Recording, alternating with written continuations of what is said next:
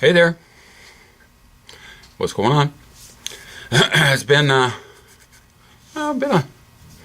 week or so, or maybe longer, since we were messing with our John Deere.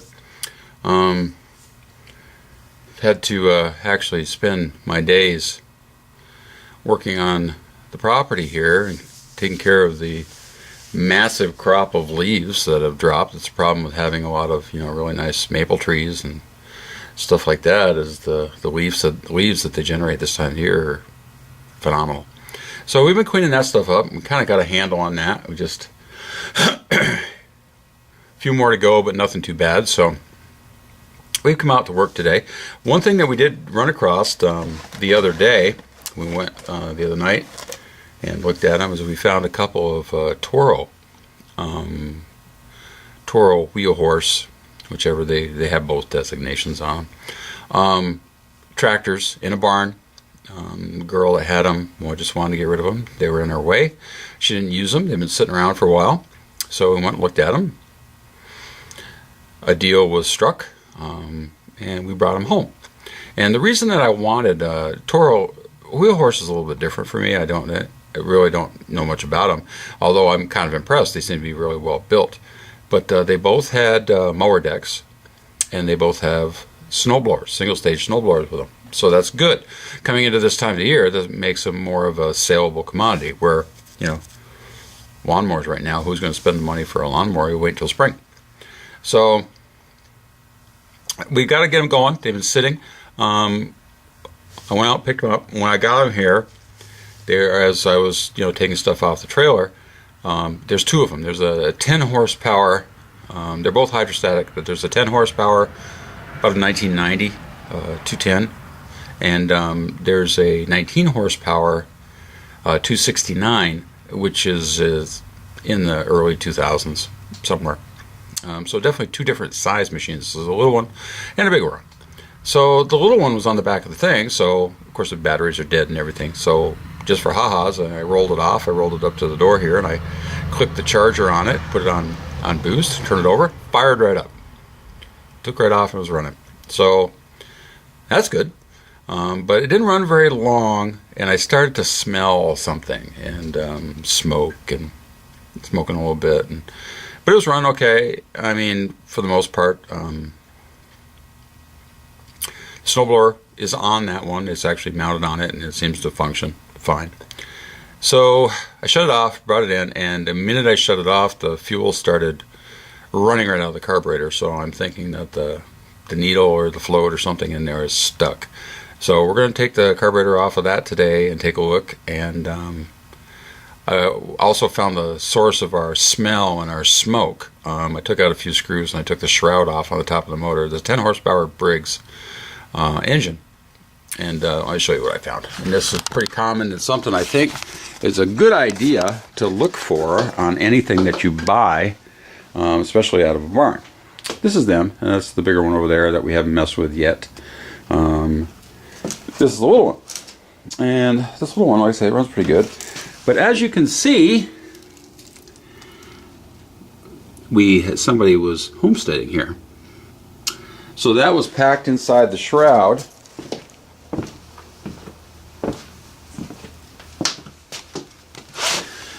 And that's why, it's always a good idea to check this stuff, because you don't want to run it very, very long with that, because it'll overheat. I mean, you got to remember that the the fan shape of the flywheel here, as it's spinning around, is blowing air down over the fins, and this is how these little engines cool themselves. So we got to clean that out. I think I'm just going to take my big shop vac and I'm going to suck it all clean, get that out there, and then we'll take this carburetor off and take a look and see what it is.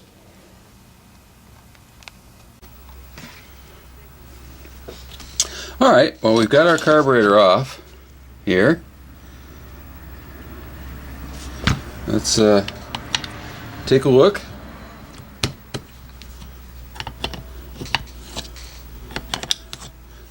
Got going on.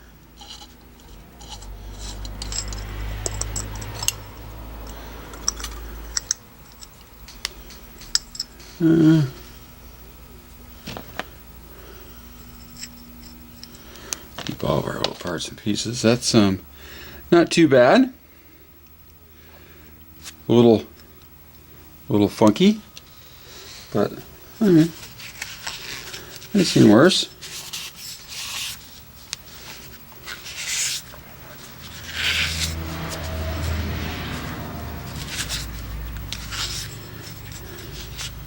We actually do have some carburetor cleaner today that we'll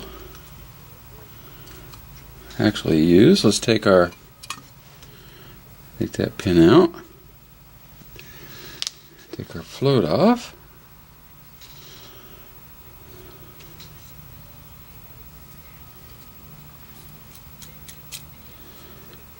This float feels really heavy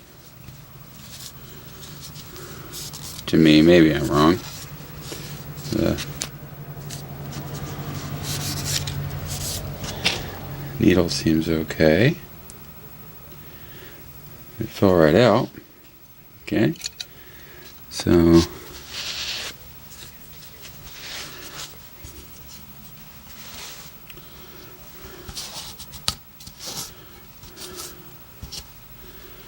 all pretty clean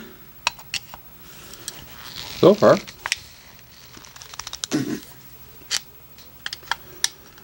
So far. That one might stay right there. Let's see, this goes up to the top here.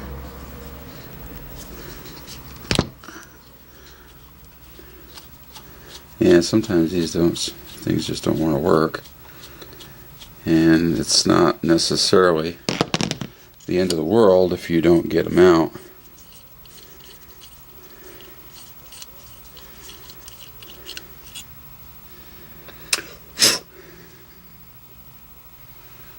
Now that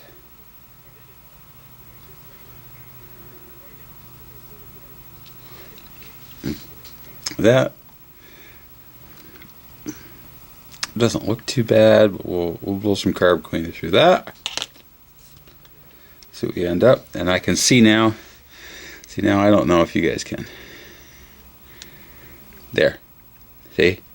So there's no need to take out that other end. It is clear all the way through. So we won't worry about that. Excuse me. We won't worry about that. Looks clean there. Like I say, it seemed to run okay. They're just leaking fuel. So, and this float it feels awfully heavy. And actually, I don't know if you can see it or not, but if you look right there, see where it keeps getting wet? There's a crack in it. See? Right there. There's a crack. And see? It keeps getting wet.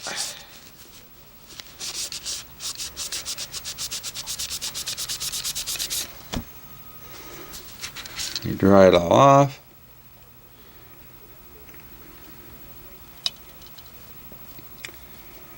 It's getting wet again right around there. So yeah. So there's an issue. That's probably what we were experiencing.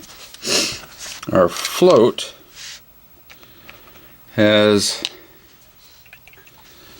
taken on some fuel and sunk. Now, here's the next thing. Yeah, see if we wipe it. See how it's all wet right there? And it instantly gets wet.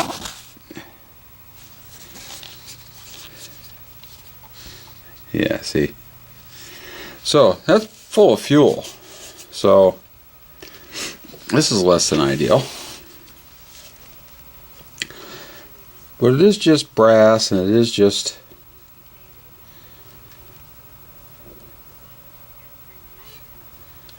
soldered together.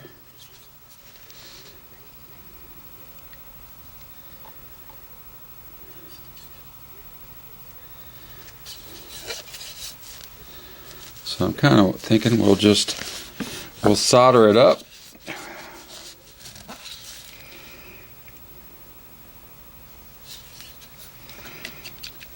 Biggest thing is getting all the gas out of it.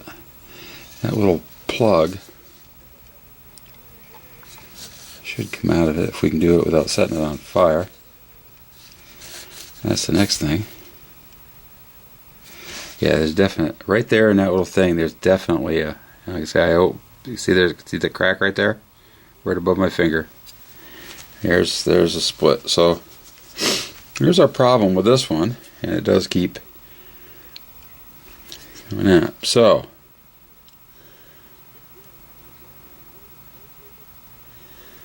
I think what we're going to do, we're going to try this. We're going to we're going to drill a hole in that where that plug is, get this thing drained out, wash it out good with carburetor cleaner, and then we'll solder it back up and see what we can come up with. See if that'll work. Worst it could do is not work, right? But yeah, see, there's a lot of gas in there. I thought it felt kind of heavy, and that explains it. That's why the gas would just run right out of it.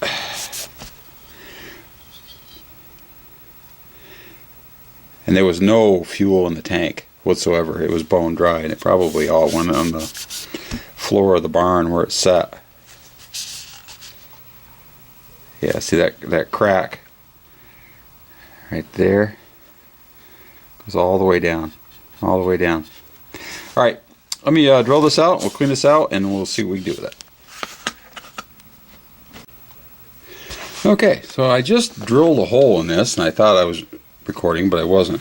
What I did, a 7/64 drill bit, and we just, drilled a hole right where that plug is.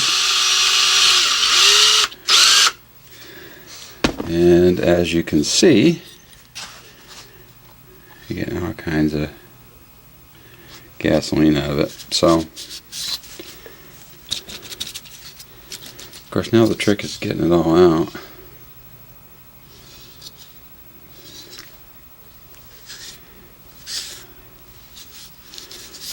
Tempted to drill another hole, but I don't want to make matters worse here.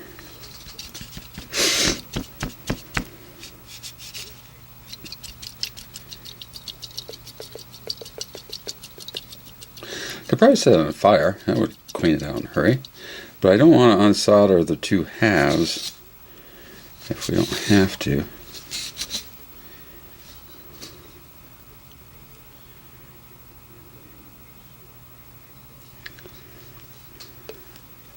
Alright, well, I'll get this cleaned out, and we'll be back.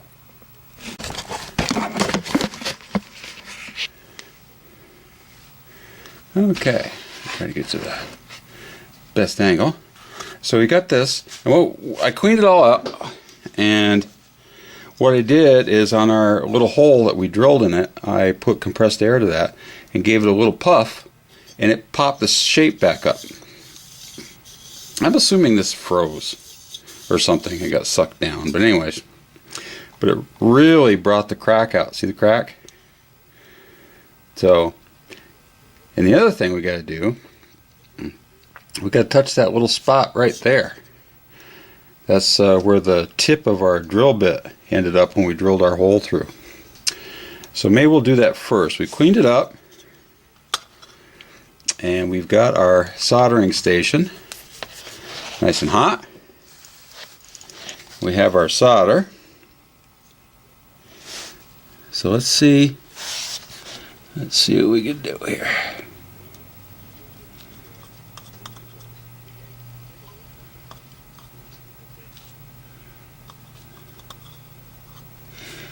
I don't want to add a ton of solder to this because we don't want to make it heavy with solder. We just want to stop the leak is all.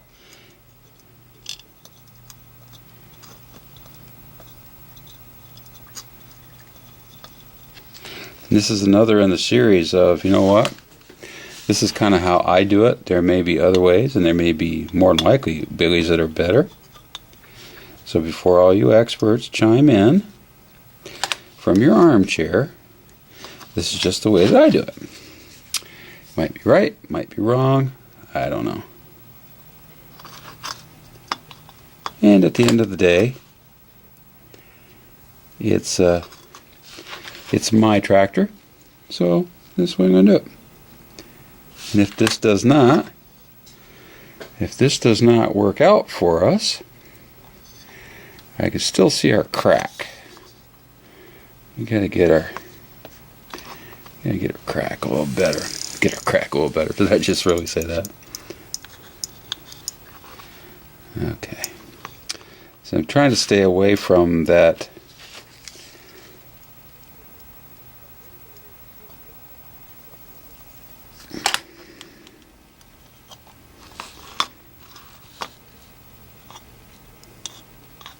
Okay. Well, I think that's all we want to do. It's not super duper pretty, but as long as it doesn't leak, that's all I care. We got our crack going down, and we sealed up our hole on the top side. Now, in theory, I have a little thing of water right here, and if we're going to leak, it's cooled off, I would think we would get air bubbles, right?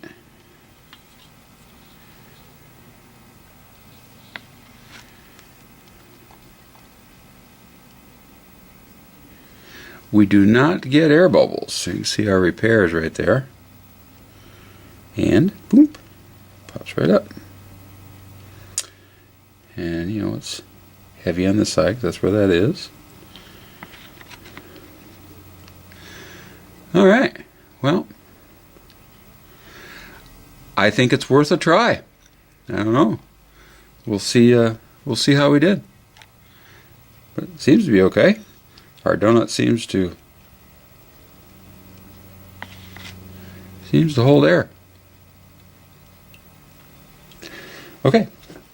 And once again, like I say, this is not, there may be better ways to do all this, but this is the way I've always done it. And I've had pretty good luck with it, so I'm not going to change now. Okay. I'm going to dry this off. I'm going to put this all back together, and we'll see what we get. Just a quick thing, and this is just the way I do it. You notice you can see up in there, and you can if I get this right here, let's see. I'll try to get you a good angle on it. You can see our little needle up in there that's going up and down with this. Now the other thing is float level. I don't know if that's right. I always try to put them when it comes up and closes. The float's about level with the carburetor body, get an even gap around it. I don't know. That's just the way I was taught and always done it. Like maybe people disagree, but like I say, that does seem to work. So just something to keep in mind. Oh, okay. We're all back together. We got everything cleaned out there. No more mouse stuff. Got our shroud on. Gas is on. Battery's been charging for a few days. Let's see if this will do anything. We're gonna go through here. Choke's on.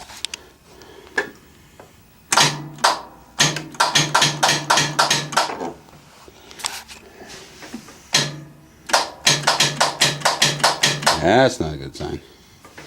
Alright. Let's see.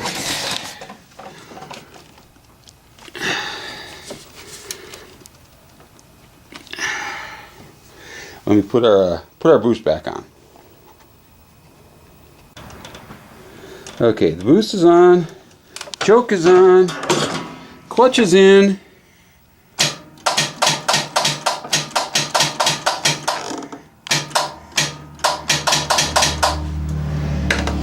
That's not good.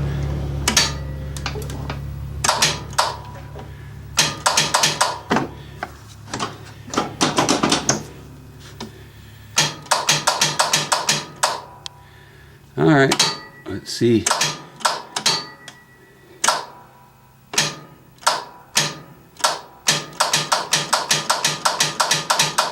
Let's see what we got. I'll do that. Check connections here. Alright, so we snugged up some of our connections. Our boost is on. The brake is on. The choke's still on.